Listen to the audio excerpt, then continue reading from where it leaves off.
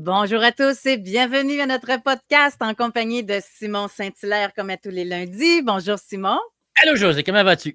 Ça va très bien et nous avons un invité qui maintenant n'a plus besoin de présentation, Julien Bournival. Bonjour Julien. Bonjour. Sérieusement, quelle semaine, hein? Ça a été assez incroyable. Pour la sortie du documentaire Alpha, ça pouvait pas être mieux. C'est un document. Habituellement, les documentaires, ça c'est écouté par-ci, par-là, mais je pense que ce documentaire-là va faire parler beaucoup et continuera de faire parler encore. Là, je tiens à donner les balises de l'entrevue pour que ce soit très clair. OK? Moi, je t'ai invité un peu en réaction, Julien.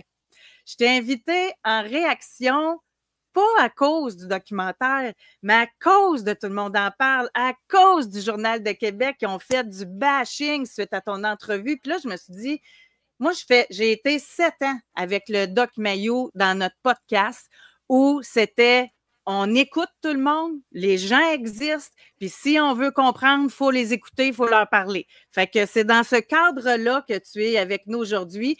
Je sais que Simon, il y a des affaires plus ou moins qui étaient d'accord avec le documentaire aussi. Parfait. On est là pour comprendre et la formule du podcast aussi, c'est que les gens peuvent embarquer dans le podcast. Ils cliquent sur le lien qui est identifié sur notre chaîne YouTube ou encore sur Facebook. S'ils veulent poser des questions, s'ils veulent témoigner, s'ils veulent donner leur opinion, sont les bienvenus aussi. Mais tout d'abord, donc, pour te représenter, même si, comme j'ai dit tantôt, tu n'as plus besoin de présentation, toi, tu es un entrepreneur qui vit en Floride maintenant, surtout depuis 2021. En fait, tu as pris ta décision suite à ce qui se passait au Québec avec la pandémie et tout ça. Il y en a plusieurs qui ont dit qu'elle allait le faire. Toi, tu l'as fait et tu l'as exposé aussi parce que tu as plusieurs prises pour les Québécois. Tu as déménagé en Floride, tu es pro-Trump, tu as fait de l'argent. Là, on a appris que tu étais en difficulté financière. Ça, c'est pour les Québécois, là, c'est comme explosif, tout ça là, en même temps. Ça fait que et depuis la sortie du documentaire Alpha, c'est là que ça fait réagir. Mais j'aimerais savoir pourquoi tu t'es embarqué là-dedans, dans ce documentaire-là, tout d'abord. Là. Ben, c'est une bonne question. Honnêtement, ben, tu te souviens, j'étais venu à ton show sur Radio X. À Radio X, oui. Il y a peut-être 2 ans ou quelque chose dans ces eaux-là. Parce que j'avais été sur un podcast, j'avais parlé de mes valeurs traditionnelles que j'avais avec ma femme. Puis c'est le seul endroit en passant où je me suis prononcé sur les rôles de l'homme et de la femme. Puis n'importe qui me connaît savent que je suis un libertarien, moi. Tu sais, dans le fond, le rôle de la femme et le rôle de l'homme, c'est cela que ça vous tente de prendre. Mais moi, chez nous, on a des rôles qui sont traditionnels. Puis voici les raisons pour lesquelles on pense que ça fonctionne. Je me suis fait présenter comme étant un misogyne, on m'a coupé de certaines institutions, on a écrit des articles sur moi. Puis quand on m'a contacté pour aller sur le documentaire, j'en ai parlé avec mes partenaires parce qu'honnêtement, moi, j'ai rien à gagner à aller là. J'ai absolument rien du tout à gagner. Mais on s'est dit, sais-tu quoi? C'est une opportunité de pouvoir s'exprimer. Puis on savait très bien en passant qu'en allant sur le documentaire, il n'allait pas faire on nous approche en nous disant que l'objectif, c'est d'essayer de comprendre, puis que le but, c'est qu'on s'intéresse au mouvement. Moi, dès le départ, j'aurais dit, je sais que vous n'allez pas faire un documentaire qui est objectif. Vous êtes là pour dénoncer, mais c'est pas grave, je vais quand même me prêter au jeu. Puis en passant, n'importe qui écoute mes propos mot pour mot, et non le montage du documentaire, se rend compte que je dis absolument rien d'aberrant dans tout ça. Là, tu comprends? C'est le montage qui fait que j'ai de l'air d'être un misogyne, masculiniste, je ne sais pas quoi qui a peur des femmes sur le marché du travail. Mais est-ce que, Julien, tu savais qui d'autre allait être dans le podcast aussi? Absolument pas. J'avais aucune idée. La seule chose que je savais, c'est que c'était la même équipe qui faisait Tout le monde en parle. Fait que moi, mon but, c'était de faire ça en sachant que j'allais pouvoir aller à Tout le monde en parle puis qu'enfin, j'allais pouvoir m'exprimer sans me faire monter et éditer au peuple. Combien d'entrevues depuis, Julien? Depuis Tout le monde en parle, c'était avant la diffusion du documentaire. Combien d'entrevues dans les médias de toutes sortes? J'ai inclus podcast, un média aujourd'hui. Alors, combien? 5-6. Par contre, mettons, j'ai été sur le show de Pénélope. Pénélope, son objectif était très clair. Encore une fois, ce n'était pas d'essayer de comprendre. Puis honnêtement, moi, je suis peut-être un peu naïf, OK? Tu sais, moi, what you see is what you get. Puis quand je te dis quelque chose, tu peux t'attendre à ce que je le fasse. Fait que quand les gens me contactent et me disent on essaye de comprendre, j'y vais dans une énergie d'empathie et d'amour et de compréhension. Finalement, mais j'ai bien compris que leur but, c'était pas du tout de comprendre, c'était de dénoncer. Fait que, il y a eu les quelques médias traditionnels du Québec, en bout de ligne, leur seul et unique but, c'était de faire un dîner de con. Puis quelques podcasts que j'ai enregistrés, mais la plupart des gens ne savent pas s'ils vont vouloir le release parce qu'ils ont peur de se faire canceller puis ils ont peur de perdre la clientèle, de s'associer à moi. OK. Puis je te posais la question par rapport à savais-tu qui allait être dans le podcast? Ça aussi, tout de suite en partant, j'aimerais ça t'entendre rapidement là-dessus. OK? Après ça, on va parler à toi. Puis je veux vraiment qu'on le réfléchisse au fait que de plus en plus de jeunes, je vais juste le dire, entre autres, OK? Il y a un sondage CROP qui est chez les 18-34 ans qui est passé et il y a eu 3 976 répondants, ce qui est un gros sondage, où là-dedans, on apprend que 40 des jeunes sont en accord avec le fait que le père de famille doit mener chez lui. Ça, moi, ça m'interpelle et c'est une des raisons pour lesquelles je veux que tu sois là puis qu'on en jase ensemble puis qu'on le réfléchisse. Maintenant, c'est pas... Tu sais, tu as des propos, oui, sur le rôle, mais le rôle que tu vas avoir avec ta conjointe, si les deux, vous êtes bien là-dedans, mais par contre, il y en a d'autres qui étaient dans le documentaire. Moi, ma femme, c'est quand elle est en couple, elle ne sort pas d'un bar, elle ne va pas d'un festival, elle s'habille comme j'ai dit. Wow, ça, penses-tu que ça t'a fait du tort d'être associé à ces gens-là ou tu comprends leur message? Bien évidemment, le but du documentaire, c'était de faire un amalgame pour dénoncer et non essayer de comprendre. Ce que je trouve qui est déplorable, parce que si tu te souviens, quand j'étais venu là, en 2022 ou 2023 à Radio X, j'avais collé à shot. Je l'avais dit, ce qu'on est en train de vivre en ce moment, c'est un retour cyclique vers des valeurs traditionnelles. C'était la base de ma thèse, puis même, c'est ce que j'ai essayé, moi, de présenter sur le documentaire. J'ai jamais dit là, que il y a une guerre entre l'homme et la femme, et l'homme se sent opprimé par la femme, et l'homme ne veut pas que la femme soit sur le marché du travail. Ça, c'est l'espèce de trame qu'ils ont essayé de définir du documentaire, mais ça n'a jamais été ma prise de position. Ma prise de position, c'est qu'il y a un retour cyclique vers les valeurs traditionnelles, puis c'est causé par un contexte socio-économique. Maintenant, mais pour répondre à la question, tu comprends-tu? C'est-tu plus extrémiste que toi, les autres qu'on a entendus?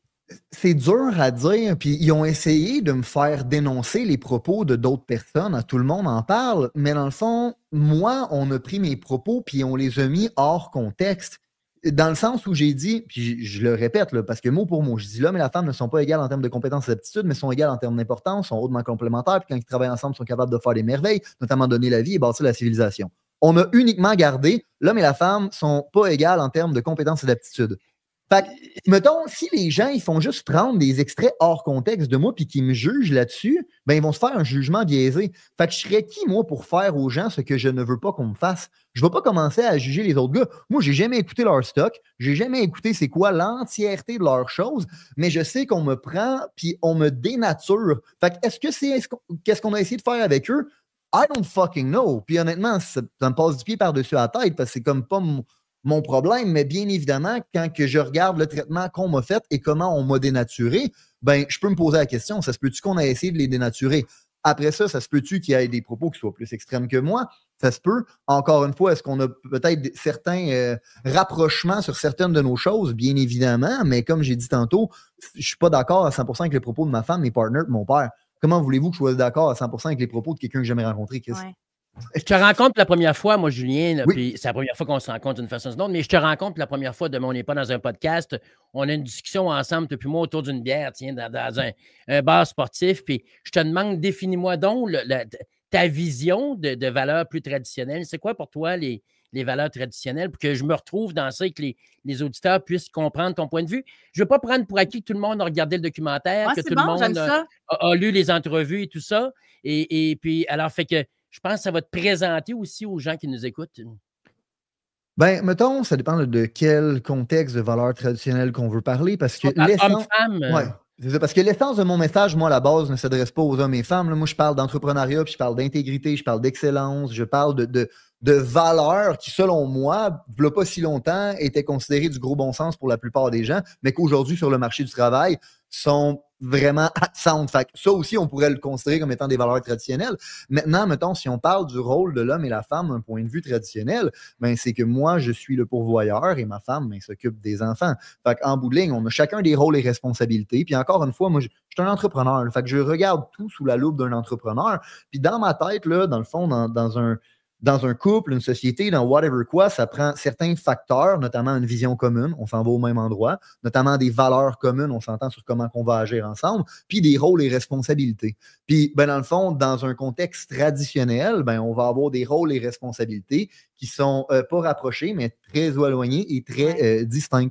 Puis aujourd'hui, une des raisons pour laquelle il y a un retour vers les valeurs traditionnelles, principalement aux États-Unis, mais veut pas, le coût de la vie est tellement élevé. Fait qu'il y a des parents qui décident de rester à la maison pour mais s'occuper des les enfants. garderies aux États-Unis, là, ça a monté fortune. les prix, c'est Ben oui, incroyable. Ça coûte moins cher d'avoir maman à la maison qui s'occupe des bébés que d'envoyer tes enfants. Fait que, puis ça te prend moins de temps, puis tu es capable d'être plus proche de tes enfants. Puis là, quand tu vois toutes les idéologies qu'ils essaient d'enseigner aux enfants, tu te dis, hey, je préfère les garder à la maison. T'sais. J'ai une question pour faire suite à ça, parce que, gars, on est dans les abonnés, là, la plupart viennent du temps que j'étais avec le Doc Mayou. Là.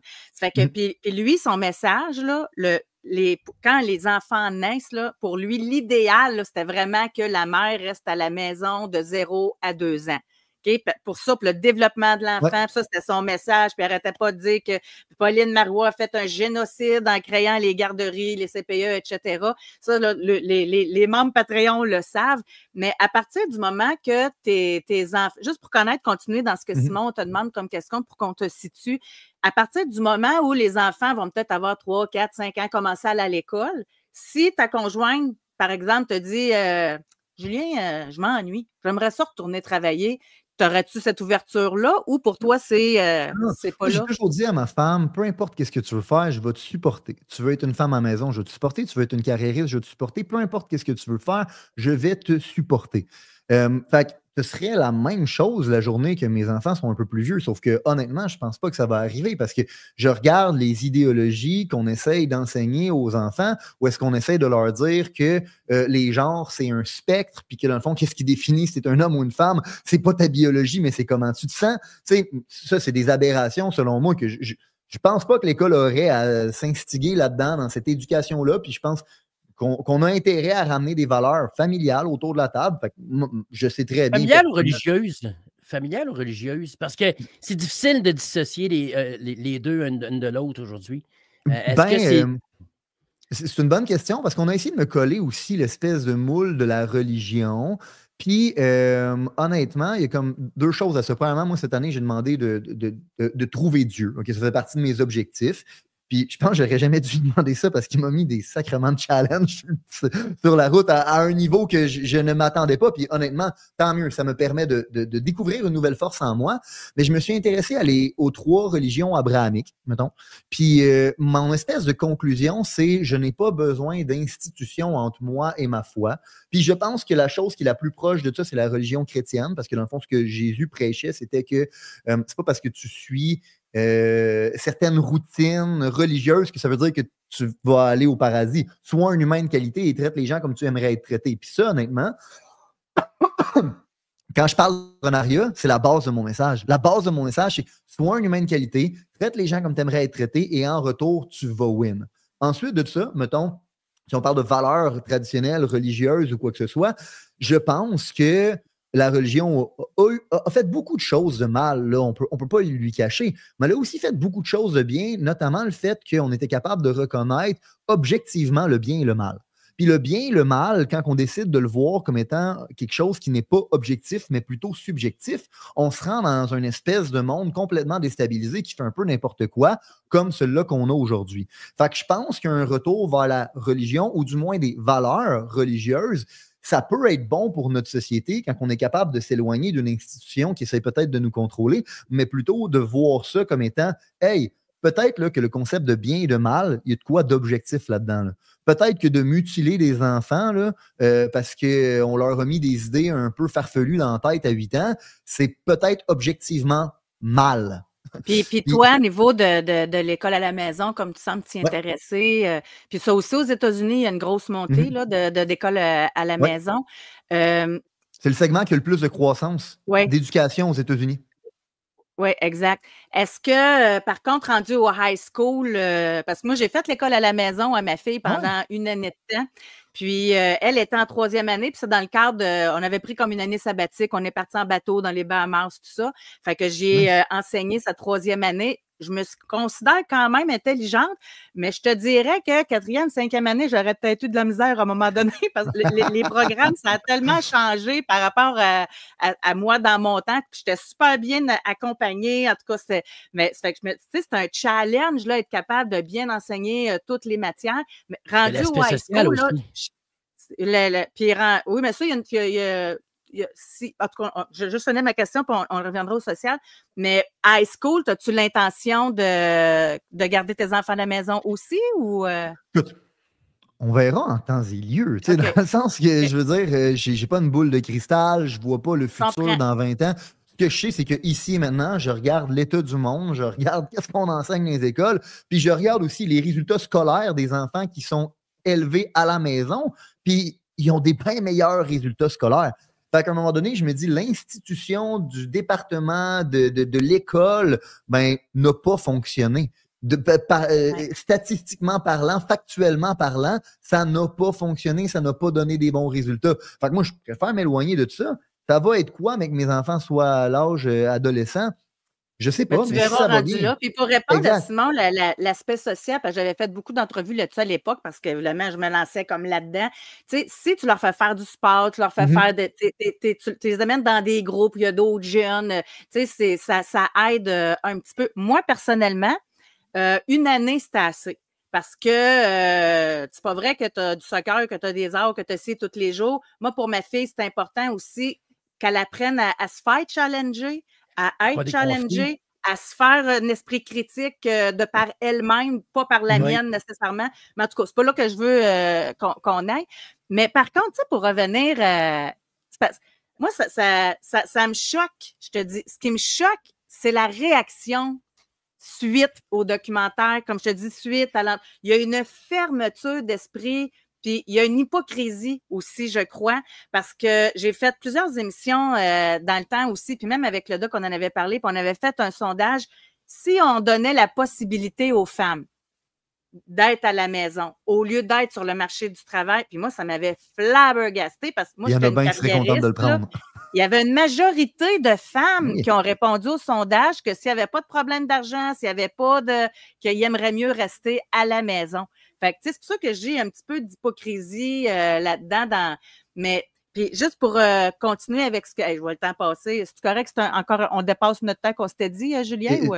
Tu peux dépasser le nombre de temps que tu veux, honnêtement. Je vais prendre tout le temps que vous voulez. OK. On regarde jusqu'à 21h, Julien. Il faut que tu le saches. C'est ça. Mais par rapport... bon, là, j'ai perdu... Non, c'est ça. La réaction du documentaire? Oui, avec le doc aussi, lui, toutes les religions, là, c'était tout, c'est de la pensée magique, puis Jésus, c'est un schizophrène, puis on est allé jusque-là. Je fais le clin d'œil pour nos abonnés qui vont s'en souvenir. Mais par rapport au fait, parce que c'est pas toi qui l'as dit, mais moi, ça m'a heurté beaucoup comme femme. Tu sais, quand il y en a un qui dit « Moi, je me soumets à Dieu et ma femme doit se soumettre à moi. » Tu sais, t'en es où par rapport à ça, là? Encore une fois, c'est quoi le contexte? C'est quoi qu'il veut dire réellement? Ça, il le dit, là. Ils ne peuvent pas rabouter des mots. Il le dit. Non, 100%. Mais qu'est-ce qu'il a dit avant? Qu'est-ce qu'il a dit après? Il y a un contexte derrière ça où est-ce qu'on est peut-être capable de faire du sens de tout ça? Ce que je pense qu'il voulait dire, je peux essayer de te faire mon interprétation. Moi, de la façon dont j'interprète ça, c'est si tu te soumets à Dieu, meaning, dans le fond, tu suis les principes de la Bible, meaning, dans le fond, tu es un humain de qualité et tu traites les gens comme tu aimerais te faire traiter, ta femme pourrait se soumettre à toi, meaning, dans le fond, se dire que tu es un humain de qualité puis qu'elle pourrait te suivre. Fait que moi, de la façon dont je l'interprète, c'est si tu es un humain valeureux, ta femme pourrait te faire confiance. Fait que c'est un peu la réponse à genre... Mais tant qu'à ça, si la femme est une humaine valeureuse, son conjoint pourrait se soumettre à elle. En passant, je ne voudrais pas de ça dans ma vie, un homme qui se soumet. Mais c'est juste, mettons, là, quand ils font l'espèce de parallèle là, de la fille là, qui a peur d'être avec un homme plutôt qu'avec un ours. C'est terrible, ça. Un ours, c'est une bête sauvage. Il va te déchiqueter, puis il va te tuer, puis tu sais, comme ça n'a pas de bon sens. Mais je trouve que c'est un peu la réponse à ça. Dans le sens où si tu as tant que ça peur de l'homme, parce que oui, l'homme, dans le fond, peut être dangereux to a certain extent, parce que ça fait partie de ses caractéristiques, choisis-en un qui est valeureux. Choisis-en un qui se soumet à des principes de haute valeur, notamment traiter les gens comme ils aimeraient être traités. Tu me suis? Fait que je pense pas que ça veut dire que la femme doit être soumise dans le contexte où la plupart des gens le voient, le mot soumise. Mettons, les gens, quand ils lisent le mot soumise, ils se disent ça veut dire quelqu'un qui n'a pas d'opinion, qui dit absolument rien, qui se ferme la gueule, qui dit oui, exact.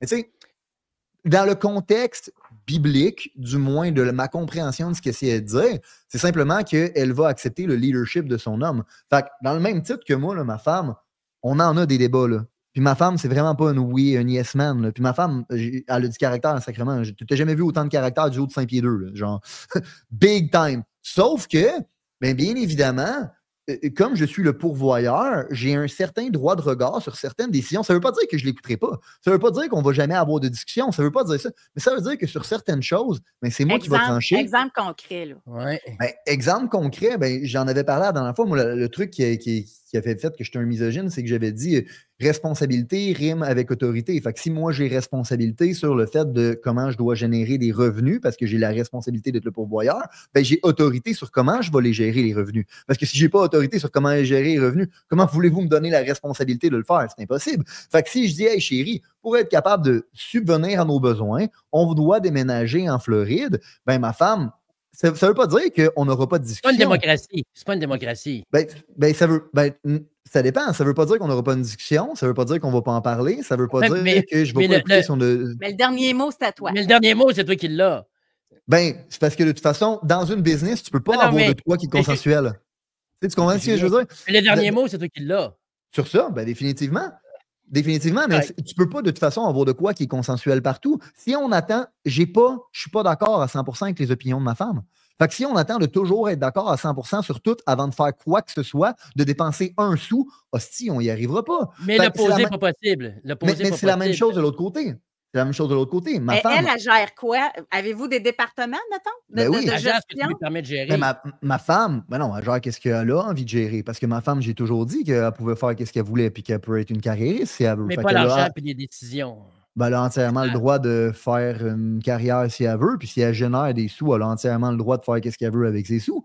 Il y a une nuance, il y a un peu d'intelligence derrière ça. Puis après ça, qu'est-ce qu'elle a autorité ici et maintenant? Ben, elle a autorité sur les enfants. Parce que dans le fond, c'est elle qui s'en occupe à longueur de temps. Elle a responsabilité des enfants. Fait que je dois lui donner autorité là-dessus. OK, c'est elle qui, si elle décide que les enfants vont aller à l'école, c'est elle qui va décider. C'est elle qui va payer le prix de tout ça en fin de la journée, tout comme, tu sais, je veux dire, ça fait une énorme différence sur sa vie à elle. Si elle me dit, hey Julien, j'ai besoin de telle poussette, hey Julien, j'ai besoin de telle chose, hey Julien, j'ai besoin de tel curriculum parce que c'est ça que je veux enseigner à nos enfants, ben en bout de ligne, à la fin de la journée, c'est elle qui va l'enseigner le curriculum. Ceci étant dit, encore une fois, est-ce que ça veut dire que j'ai pas de droit de regard? Est-ce que ça veut dire qu'on ne va pas en parler? Ben non!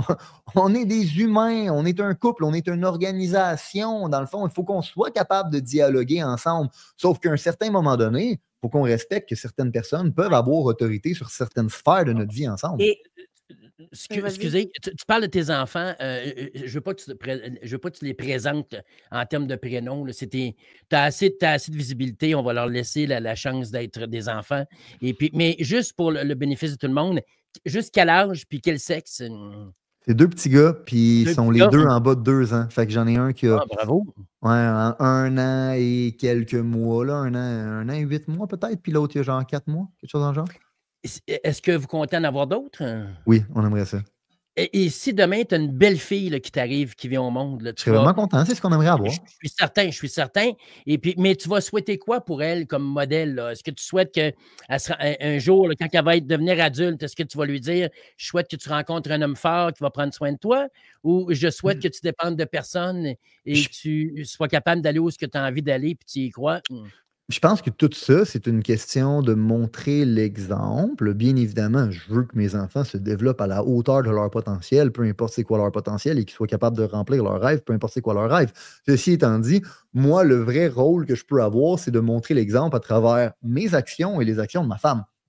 Donc, je vais être probablement, en fait, je le sais, si j'ai une petite fille, je vais tellement la gâter, puis je vais tellement y donner une belle vie, puis je vais tellement, dans le fond, mettre un standard élevé de comment un homme devrait te traiter, que l'homme qu'elle va choisir dans sa vie va devoir être au moins égal, sinon plus que moi.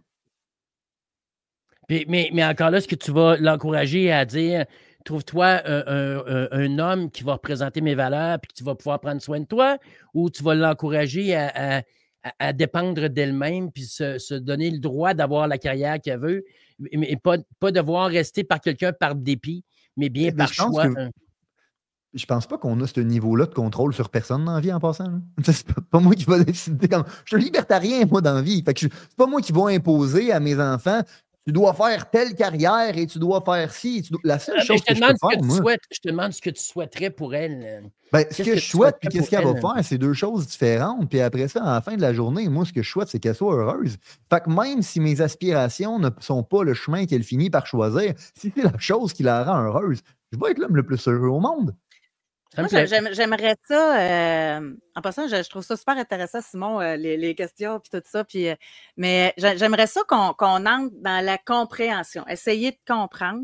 Tu sais, j'imagine que, bon, toi, tu as ta vie, tu côtoies des gens qui pensent comme toi aussi, tu vois le mouvement, tu es aux États-Unis. Juste pour vous donner une idée, aux États-Unis, avec les élections de Donald Trump, chez les 18-29 ans, il y a 56% des jeunes hommes qui ont voté Trump et il y a 40% des jeunes femmes qui ont voté Trump. Et 18-34, c'est 40%, là, pour vous donner une petite idée. Puis, fait qu'il y a vraiment eu une montée par rapport aux jeunes vers la droite, vers les républicains. Ben, c'est pas tant républicain que Donald Trump, qui représente, on va le dire, l'alpha, là, vraiment, puis il est souvent perçu comme ça.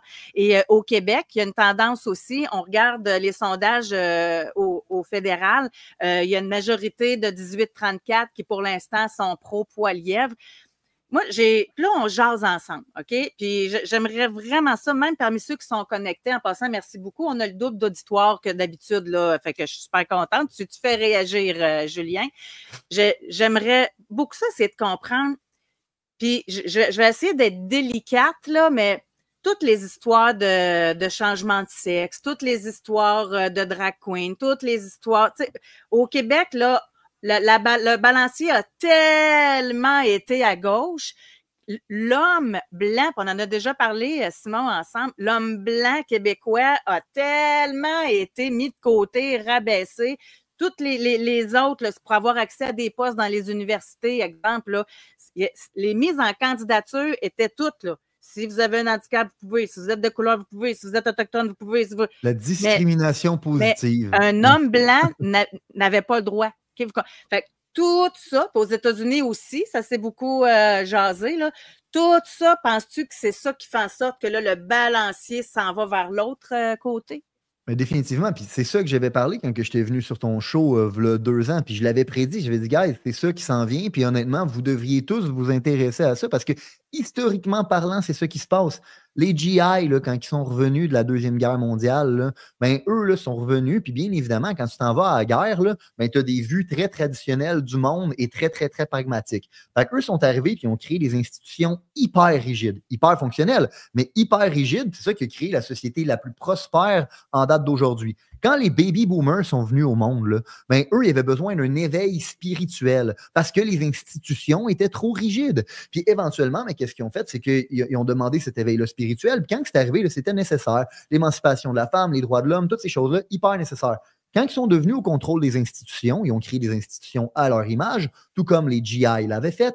Puis qu'est-ce qu'ils ont fait avec ces institutions-là? Mais c'est devenu bien trop ouvert, c'est devenu du n'importe quoi. Ça crée le monde dans lequel on vit en ce moment qui est instable, puis qui est sur le bord de la Troisième Guerre mondiale, puis qui est en pleine crise économique. Fait que les jeunes, ben, quand ils voient ça, ils se disent OK, ben ça n'a pas de bon sens. Puis dans le fond, on a été trop d'un bord, puis on va retourner de l'autre bord. Historiquement parlant, là, c'est de même ça se passe. On va trop d'un bord, aussi de faire un clin d'œil au doc, là. Mais, tu sais, au Québec, là, je pense que j'apprendrai rien à personne que dans les maisons, c'est beaucoup les femmes. C'était très matriarcal dans les maisons au Québec, là. C'était souvent, oui, le père était pourvoyeur, mais celle qui menait à la maison, c'était la mère. Tu sais, fait que... Et je me demande, parce que j'essaie de comprendre le pourcentage, 40% des 18-34 qui pensent que le père de famille, c'est lui qui doit mener à la maison. Pourquoi pas dire moi je suis pour l'équilibre, je suis pour le respect mutuel. Pourquoi il faut qu'il y en ait un qui mène plus que l'autre? L'humain n'est pas Chez le nous, même. là, il n'y en a pas un des On deux a- qui mène, là. Parce que l'humain n'est pas Vous avez déjà balancé. eu Oui, mais Julien, juste un instant, est-ce que vous avez déjà eu une discussion, José, savoir qui mène chez vous? Ben, nous, non. On Moi l'a non pas, plus. cette discussion-là, puis il n'y a pas Moi non personne plus. qui mène. Mais par Puis- contre, je suis capable de dire que dans certains départements, on a chacun nos forces. Tu sais, Ouais. comme là, il y avait de quoi réparer sur le verrière et il me C'est toi qui demande l'as pas je peux-tu aller au Home Depot, je peux-tu aller tu sais, veux-tu que. Regarde, c'est ses affaires, puis moi, dans la cuisine, j'aime ça, gérer mes affaires. Tu sais, bon, puis traitez-moi de traditionnel si vous voulez, mais on a chacun nos forces. Puis dans des couples, il y en a que les finances, c'est la femme qui est meilleure. Fait que c'est elle qui s'en occupe. Dans d'autres, c'est l'homme qui est meilleur. Tu sais, fait que moi, j'y Deux vais foyers sur plutôt trois, c'est la par femme force. qui gère le budget. Ça, je suis d'accord Deux avec toi en passant. Ouais. C'est pas une question de l'homme, son rôle, c'est couler dans du béton, puis c'est ça, puis la femme, son rôle, c'est comme ça, puis c'est couler dans du béton. Non, on n'a pas tous les mêmes degrés de masculinité et de féminité, puis on n'a pas tous les mêmes compétences, mais à un certain moment donné, il faut qu'on comprenne que l'homme et la femme sont quand même fondamentalement différents. Ils ont quand même des nuances, puis il y a quand même des généralisations qui existent, puis que de bâtir une société sur ces généralisations-là, historiquement parlant, ça crée des sociétés qui sont prospères.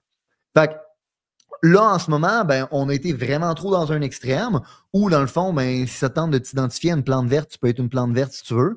Puis, ben là, en ce moment, on se rend bien compte de c'est quoi que ça donne, cette société-là. Puis, il y a un rejet. Il y a un rejet complet d'une génération. Puis, en passant, le vrai problème, comme je l'ai dit tout le temps, c'est pas une guerre entre les hommes et les femmes. C'est un contexte socio-économique. 50% des gens sont en surpoids, 30% des gens sont obèses, 48% des mariages se terminent en divorce, la majorité des milléniaux sont incapables d'avoir une maison, puis ils restent dans le sol de chez leurs parents. À un moment donné, il faut qu'on comprenne cette génération-là qui regarde le monde dans lequel on vit, puis ils se disent, ben, tout ce qu'on m'a vendu, c'est de la merde. Ça ne fonctionne pas. Fait qu'ils ont un rejet des institutions, ils ont un dégoût des institutions, puis c'est pour ça qu'ils se tournent vers quelqu'un comme Donald Trump. C'est parce que ce gars-là se fait rejeter des institutions. Fait qu'ils se disent, peut-être que je m'identifie plus à cette personne-là qu'aux grandes institutions. Puis honnêtement, moi, je te le dis, quand j'étais à Pénélope, tout le monde en parle, puis sur le documentaire, encore une fois, j'ai peut-être trop d'estime pour les gens, mais je pensais qu'elle allait être plus humble. À regarder les résultats des élections, là, puis tous les médias, comment ils étaient dans le champ. Non. Ils étaient dans le champ complètement. Là, ils n'ont rien vu venir. Puis moi, j'ai regardé leur analyse, puis j'étais comme, vous êtes tellement loin de la réalité, ça n'a pas de bon sens. Je me disais, à la suite de ça, là, ils vont être un peu plus humbles, puis ils vont se dire, ouais, peut-être qu'on devrait essayer de comprendre plutôt que de dénoncer. Puis mais non, vraiment pas. Vous êtes les seuls en passant non, bien ça, là-dessus, Julien, de médias traditionnels qui essayent réellement de comprendre puis qui posent des questions. Mais ça, Julien, ce qu'ils sont en train de faire, c'est qu'ils sont en train de mettre la table pour les élections fédérales et Pierre Poilievre. Fait qu'ils veulent comparer Pierre Poilievre à Donald Trump pour faire passer le Bloc québécois parce qu'entre autres, Pierre Poilievre, il veut couper dans Radio-Canada. Fait que penses-tu que les journalistes de Radio-Canada vont donner une belle vitrine? Fait que, mais revenons à nos moutons. À part la hiérarchie là, homme-femme dans ton discours, moi, il y a quelque chose que j'ai aimé. Puis ça, je pense que ça a été bien rapporté. Là. Tu sais, quand je les prends en note, toi, tu dis respecte-toi, respecte les autres, ta parole vaut de quoi, la détermination. J'ai l'impression que ça, nos jeunes, c'est un message qui leur parle. Ça a-tu coupé? Ça a-tu bugué? C'est ça? Non, regarde, à peine, José. OK, parfait. On était capable de suivre. J'ai comme deux questions par rapport à ça. Moi, j'ai l'impression que nos jeunes hommes manquent de modèles. C'est pour ça que le terreau est fertile. Là. Mais toi, ça a été qui, toi, tes modèles masculins à toi? J'ai pas... Je sais pas. Je pourrais pas en nommer un en particulier. Je suis un gars qui lit énormément de livres. Je lis genre un livre par semaine sur toutes sortes de sujets différents. L'histoire, la politique, l'économie, l'entrepreneuriat, les systèmes. Mais comme homme masculin, là, tu sais, qui quand tu étais jeune, t'avais-tu un homme significatif près de toi? Ou Ben, mon père, je te dirais, mais tu sais, mon père, j'ai pas eu une relation très près de lui de 15 à 25 ans. J'en ai même souvent parlé dans mes podcasts. Ça m'a même même fait une blessure où est-ce que je m'étais senti abandonné. Puis vu que je m'étais senti abandonné, ben, je ne m'ouvrais jamais aux gens, puis je ne montrais jamais qui j'étais réellement. Puis là, à un moment donné, j'ai réalisé que je créais une prophétie autoréalisante, parce que si tu ne montres pas qui tu es réellement, comment veux-tu que les gens t'aiment pour qui tu es? C'est impossible. Fait que les gens finissaient par m'abandonner à cause de cette carapace-là que je me mettais. Puis quand j'étais capable de régler ces choses-là avec mon père, ça l'a fait des miracles dans ma vie, dans ma business, dans toutes sortes de choses. Fait que je te dirais que, tu sais, ça a été une aventure pour moi, puis ça a été d'adresser mes blessures, mes démons, d'adresser des conversations avec mon père, de comprendre de où il venait, de comprendre que si moi, je m'étais senti abandonné par mon père, c'est parce que lui s'était senti abandonné par son Et père. chez vous, c'était-tu traditionnel, les rôles, ta mère et ton père? Non, les deux travaillaient dans le communautaire. Les deux ont des valeurs. Puis c'est drôle parce que les deux travaillaient dans des valeurs très communautaires. Ils travaillaient dans le communautaire. Puis moi, même mes valeurs sont très communautaires. Moi, la seule chose que je veux là, dans la vie, là, c'est donner la chance que j'aurais aimé qu'on me donne. Genre, j'ai fait 8 écoles secondaires différentes. Je ne trouvais pas ma place dans le système scolaire. L'espèce de kid que je te disais qui a un rejet des institutions parce qu'il regarde le monde et il se dit ça ne fonctionne pas, j'étais ce kid-là. Fait que je comprends fondamentalement ces kids-là qui sont dans cette situation-là aujourd'hui. La seule chose que je veux faire, c'est leur donner les outils que j'aurais aimé qu'on me donne quand j'avais leur âge. Fait que je suis dans une optique communautaire d'entraide et d'aider les jeunes à s'émanciper parce que je veux leur donner la chance que je n'avais pas quand j'avais leur âge. T'sais. Fait que ça. Est-ce que c'est un dogme? Qu'est-ce que tu veux dire? Quand on regarde ça, là, je veux dire, c'est une façon de penser. La religion, c'est un dogme. Est-ce que ce que tu prêches, c'est une forme de dogme? Est-ce que tu as l'impression que c'est parce que tu parles beaucoup de l'être humain, tu parles beaucoup de s'exprimer, tout ça, puis c'est parfait. Il y a des choses avec lesquelles je suis très d'accord, mais est-ce que c'est un dogme? Mais je ne suis pas sûr de comprendre la question exactement, mettons. On parlait du mouvement MAGA. Là. Le mouvement MAGA dépasse les frontières de l'allégeance politique. On s'entend, là, ça dépasse. C'est correct, puis ils ont du succès, puis ils ont gagné. Alors, fait que ça veut dire que c'était une bonne formule pour eux autres. Mais ça dépasse juste, on ramène des choses où on a ramené des débats sur l'avortement, on a ramené des débats sur... il y a beaucoup de choses qui sont ramenées. Est-ce que c'est une forme de dogme, en quelque sorte? Je ne pourrais pas dire que c'est un dogme. Moi, je pense réellement que qu'est-ce qu'il y a, c'est un rejet complet des institutions parce qu'il y a une génération complète qui regarde le monde, comment il fonctionne, puis ils disent ça n'a pas de bon sens, ça ne fonctionne pas, il faut qu'on revire de bord. Puis tout ce qu'on nous a dit depuis qu'on est jeune, ça ne marche pas. Puis à partir de ce moment-là, ben, on cherche des espèces de modèles. Puis en passant, la seule raison, parce que tu m'as posé un peu la question tantôt, pourquoi j'étais à Tout le monde en parle, pourquoi j'ai fait toutes ces choses-là, je me suis vraiment posé la question. Genre 2-3 jours avant Tout le monde en parle, après m'avoir fait trap shot par Pénélope, parce que c'est vraiment ce qui s'est passé, je me suis dit, mais pourquoi je fais ça? Moi, j'ai rien à gagner. Ma business, ça gagne absolument rien. Je veux juste me faire flageller, se crucifier sur la place publique. Pourquoi? Puis la seule réponse que j'ai pu trouver derrière ça, c'est, ben, je peux pas dire à mes fils qu'ils devraient jamais abandonner face à l'adversité. Si moi, quand je fais face à de l'adversité, j'abandonne. Je ne peux pas leur dire d'avoir foi, confiance et fierté envers leurs valeurs. Si la journée que j'ai fait challenger sur la place publique, ben, je décide, moi, de plier à ça. La seule raison pour laquelle j'ai décidé de faire tout ça, c'est pour montrer l'exemple futur à mes fils et à tout mon staff. Mais mon staff que je leur ai dit détermination. Tu sais, tantôt, quand tu as dit que tu as fait le documentaire, tu savais que c'était l'équipe de Tout le monde en parle, tu t'es dit, enfin, je vais avoir la chance de l'expliquer, mais y a-tu comme un besoin de reconnaissance? Parce que Tout le monde en parle, là. J'ai pas eu bien de reconnaissance, moi, Non, mais avant d'y aller, encore là, Doc Mayou s'est fait ramasser pas rien qu'un peu, lui, par Tout le monde en parle, on s'en souvient, là. Quand tu vas là, soit que tu sors comme une star, puis que tu vends des livres comme tu n'aurais jamais pensé en vendre de ta vie, ou bien tu es le con de cette table-là, puis ils se mettent tout contre toi, là, tu sais, puis il y a même eu une pétition. Ça, d'ailleurs, dans la liberté d'expression, là, il y a eu 28 000 personnes qui ont signé une pétition pour que Tout le monde en parle, ne vous reçoive pas à l'émission, là. Et il faut savoir qu'à Radio-Canada, ils ont déjà interviewé Carla Homolka, là, une tueuse, OK? Vous autres, vous n'avez rien fait de criminel, là. Vous avez votre façon de penser, on peut être d'accord ou pas, mais peut-on vous écouter? Fait que, puis, suite à la pétition, Radio-Canada, ils ont enlevé un qui était supposé être avec toi, celui du Lucide Podcast. Toi, tu es allé.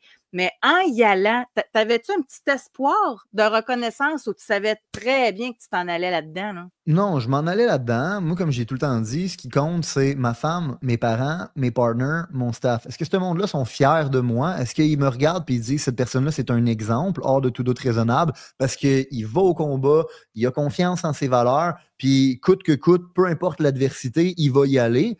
Ben, moi, c'est ce qui comptait. Puis honnêtement, je ne m'attendais pas à recevoir de la reconnaissance. Je m'attendais à ce que ce soit un dîner de con puis qu'on me crucifie sur la place publique. Par contre, la seule raison pour laquelle j'y allais, c'était plutôt une question de devoir. Je me disais, à un certain moment donné, là, il y a une partie de la population qui va se rendre compte du traitement négatif et complètement aberrant et pas objectif qu'on a fait de ma personne, puis ça va probablement réveiller bien du monde. Puis ils vont se dire, s'ils sont prêts à le dépeindre lui comme ça, alors qu'on sait qu'il n'est pas comme ça, à combien d'autres personnes ils ont fait ça? Ben, moi, je trouve que leur façon de faire, tu sais, pour ceux qui s'inquiètent que leur fils se radicalise, là, ils contribuent à ça. Exact. Ils contribuent. Exact. J'aurais aimé qu'ils soient plus intelligents que ça puis qu'ils essayent réellement d'avoir une discussion et qu'ils essayent réellement de comprendre. Mais ce qu'ils ont décidé de faire, c'est d'utiliser la même technique qu'ils ont faite avec Donald Trump depuis les 8 dernières années. C'est ça. Qui est de prendre toute une partie de la population puis les traiter de fascistes, des traités de masculinistes, des traités de racistes, des traités d'homophobes, des traités de toutes sortes de choses qu'ils ne sont pas. Mais quand tu fais ça, là, on l'a vu, c'est quoi le résultat? Il y a un rejet complet des institutions qui ont utilisé ces méthodes-là. Fait que je te le dis, moi, je pensais qu'il allait être plus intelligent que ça. Puis quand j'ai réalisé qu'il n'était pas plus intelligent que ça, je me suis dit, tu sais quoi? S'il faut que je sois le Donald Trump, sans être un politicien ou whatever quoi, du Québec, dans le sens où si je dois être le vecteur de tout ça, la personne qui se fait crucifier sur la place publique pour en réveiller quelques-uns, ben so be it. Y en as-tu eu? T'en as-tu eu Oui. du retour? Que de l'amour. Que de Ouais. l'amour. Moi, dans mes DM, j'ai beaucoup plus d'amour que de haine. Le vent tourne. Même moi, tout mon staff me dit, je regarde en ligne, puis les commentaires, de plus en plus, c'est comme ça n'a pas de bon sens, pourquoi vous l'attaquez de même? Puis non, moi, j'ai été écouter son contenu, puis dans le fond, c'est vraiment pas si pire que ça. Fait qu'ils ont tellement mis de pression sur moi, puis ils ont tellement essayé de me dépeindre comme quelqu'un que je suis pas, que n'importe qui est capable de se déprogrammer un peu, puis d'aller écouter mon contenu au complet, fait comme, wow, dans le fond, le gars, ce qu'il dit, c'est du gros bon sens. Là. Puis, je suis pas d'accord avec 100% de ses affaires, mais c'est du gros bon sens. On va donner la parole à quelqu'un qui est en studio, mais je ne sais pas où il va aller, mais juste avant, pour que je finisse là où je voulais aller. Le petit Québec, là, on l'a vu dans toute sa splendeur. Qu'on soit d'accord ou pas avec toi, c'était quoi l'histoire d'aller sortir tes finances personnelles? C'était même pas un scoop. Tu en avais déjà parlé dans des podcasts publiquement avant que tu te cherchais 1 million que tu avais à récupérer, puis tu l'as déjà dit. J'ai tellement trouvé que c'était bas. Ouais. Si tu avais pensé comme la gang, tu sais. Mais je m'y attendais, puis ça prouve encore une fois que j'ai vraiment été pour une question. J'ai été pour une question de mission. J'avais rien à gagner, puis j'avais d'autres combats à vivre. Là. J'avais vraiment, vraiment d'autres combats à mener que ceux-là. Fait que pourquoi j'y étais? Parce que dans ma tête, j'ai une mission, puis j'ai des principes, puis je veux montrer l'exemple. C'est tout. Mais je suis d'accord avec toi, José, sauf que ça prouve qu'il est connu. Dans le fond, la réalité, c'est que si Julien n'était pas connu demain, on ne parle pas de tes enjeux. Non, c'est pas qu'il n'était pas connu, je m'excuse, il n'était pas connu. Tu avais 7000 personnes sur ton Instagram avant. Mais maintenant, il est instantanément connu, puis ça fait ça. La réalité, c'est que... à cause du langage. Je vais t'estimer devant notre invité. Mais José, si je me fais arrêter demain pour ivresse au volant, on va en parler dans les journaux. Mon voisin, on ne le mentionnera pas. Il y a une réalité qu'on ne peut pas nier. À l'instant où Julien participe au document, je suis certain qu'il s'y attendait. Puis corrige-moi, Julien, mais effectivement, je suis certain que tu t'y attendais. Tes affaires financières, ça t'appartient. Je trouve ça dommage que. Mais c'est ça, c'est quoi le rapport? Sans connaître ça. Mais sa femme, ça mérite les journaux. Mais José, là où tu sais comment je ne suis pas un fan du Québec en soi, mais la réalité, c'est que ça serait la même chose aux États-Unis, ça serait la même chose partout. Dès que tu es sur une tribune puis tu t'exposes, tu le sais, tu l'as vécu avec le doc et tout ça. Julien, aujourd'hui, est devenu un homme public dans un court laps de temps. Il y a eu une exposure que peu de gens ont dans leur vie et du jour au lendemain, il devient connu. C'est plate en tabarouette. Je comprends ce que tu veux dire, José, mais... je vais en rajouter d'abord. OK? Je vais en rajouter d'abord. Je vais élaborer ma pensée. C'est que les gens se sont réjouis de savoir que tu es en difficulté financière. Puis ça, sur les réseaux, tu as dû voir passer ça, là, toutes les mèmes, là, ta photo, les phrases, le mal alpha, c'est sa femme, il va falloir qu'elle retourne travailler. Tu sais, les gens, vu qu'ils n'étaient pas en accord avec ton message, et surtout du fait que dans le documentaire, tu as dû en rendre une gang de jaloux. Là. Puis ça, c'est le vice numéro 1 des Québécois, l'envie, la jalousie, ta belle maison à Tampa Bay, ton char, tes bijoux, tes affaires. Et là, de voir que, oh, il n'a pas tant réussi que ça finalement. Il y a des troubles financiers. Moi, je pense que c'est ça qui a fait en sorte... Oui, c'est déplorable en passant là, que le monde se réjouisse du malheur des autres. Ça en dit beaucoup plus long sur eux que ça en dit sur moi. Ouais. Après ça, écoute, je veux dire, avoir des dettes, ça ne veut pas dire que tu n'as pas de revenus. Avoir des dettes, ça ne veut pas dire que tu n'as pas eu de succès. Puis nommez-moi une grande entreprise qui a été bâtie sans prendre de risques puis qui ne s'est pas déjà ramassée proche d'une situation difficile de même. It's part of the game. Ça fait partie de mon cheminement. Puis tu sais quoi? Ça va juste me rendre plus fort. Fait que, mais ça prouve juste à quel point, dans le fond, moi, j'avais absolument rien à gagner à aller là-bas. En sachant très bien que ma vie allait être mise sur la place publique comme ça, j'avais rien à gagner. La seule chose que j'avais à gagner, c'était de montrer l'exemple que quand tu as des valeurs et des principes, ben, tu plies pas, tu montres l'exemple. Quand tu fais face à de l'adversité, tu vas jusqu'au bout. Puis ça, je pense que c'est quelque chose que les jeunes ont besoin d'entendre. Puis honnêtement, si tu prends mon modèle, là, je pense que je suis un modèle de résilience. Là. Le gars, il s'est fait voler 1 million par un de ses staffs mal intentionnés. Puis il est là, puis il continue à aller au combat, puis il continue à se lever, puis il continue à faire fonctionner sa business, puis il continue à payer tout le monde, puis il continue à... C'est comme, je veux dire, on devrait me lancer des fleurs, mais je ne m'attends pas à ce qu'on me lance des fleurs pour ça. Mais tu sais, on devrait dire, wow, cette personne-là est résiliente. Si j'ai un fils un jour, j'aimerais ça qu'il soit comme lui. J'aimerais ça qu'il soit capable de prendre des challenges de la façon dont il les prend, puis qu'il continue à avancer de la façon dont il continue à avancer, puis qu'il décide même, malgré tout, d'aller prendre des combats qui sont plus grands que lui juste par question de principe. Je pense qu'il y a plusieurs personnes qui auraient beaucoup à s'inspirer de ça. On va laisser entrer en studio John. Bonjour, John. Merci d'être là. Est-ce que John va nous parler? Non, ça ne semble pas fonctionner. OK. Fait que si Dis-moi donc, Julien, je me permets, je vais prendre la place de John 2 secondes. Mais parlons de ton staff. Ton staff, ça ressemble à quoi comme équipe? Est-ce que c'est masculin, féminin? Est-ce que c'est seulement que des hommes? La personne qui faisait les plus hauts revenus dans mon organisation l'année dernière, c'était une femme. Ma directrice du marketing était une femme. J'ai des femmes dans tous les postes les plus importants de mon organisation. Par contre, veux pas, les jobs qu'on a tendance à offrir le plus, c'est des jobs soit de vente ou d'installation des techniciens, qui sont historiquement parlant des métiers qui sont qui ont plus d'attrait vers la catégorie masculine. Il y a plus d'hommes dans ces métiers-là. Fait que bien évidemment, si tu regardes la population dans mon organisation, il y a beaucoup plus d'hommes que de femmes. Mais c'est pas parce que mon message ne parle pas à des femmes. T'sais, moi, j'ai probablement des raisons pour lesquelles ils m'ont collé au mot alpha, c'est parce qu'un jour, j'ai déjà eu une cohorte de coaching, ça s'appelait Alpha Academy. Puis là, dans les médias, là, ils ont dit que moi, j'enseignais aux hommes comment être des alphas. Non, je me suis toujours adressé aux entrepreneurs, puis c'était Advanced Learning Program for High Achievers. Puis 50% de ma cohorte, c'était des femmes. Fait que les femmes qui sont en affaires, puis qui veulent avoir une grosse carrière, mon message leur parle énormément parce que mon message ne s'est jamais adressé uniquement aux hommes. C'est juste que, statistiquement parlant, en termes de pourcentage, il y en a moins qu'il y a d'hommes. Après ça, c'est moi qui est le responsable de tout ça. C'est moi qu'on devrait crucifier la place publique pour ça. Non, au contraire, moi, je t'amène à en parler parce que justement, je me doutais que tu n'avais pas juste des gars. Alors, fait que c'est bon pour les gens d'entendre ça aussi et de voir ça. Tu sais, tu es dans une entreprise, je pensais à mon conjoint, lui, il était dans les portes et fenêtres, puis de mémoire, dans l'installation, c'était masculin. Tu sais, oui, absolument. Puis mon conjoint, il n'est pas misogyne, puis comme j'ai dit, chez nous, c'est très équilibré, c'est très balancé. On va se quitter dans les prochaines minutes, Julien. Qu'est-ce que tu souhaites, toi, tu sais, pour nos jeunes hommes, là. Tu sais, tantôt, tu parlais, tu étais dans un cours d'école, tu as fait plusieurs écoles, etc. Tu es dans la trentaine, là, si je ne me trompe pas. Mm-hmm. Toi, est-ce que tu as connu ça, le moment à l'école où tu n'avais plus le droit de jouer au Roi de la Montagne? Ou tu peux non, moi, je jouais au Roi de la Montagne. OK. Parce que moi, je trouve qu'on essaie de féminiser le petit garçon. Tu sais, moi le dire comme ça, là. Je trouve ça dommage. Je suis entièrement d'accord avec toi.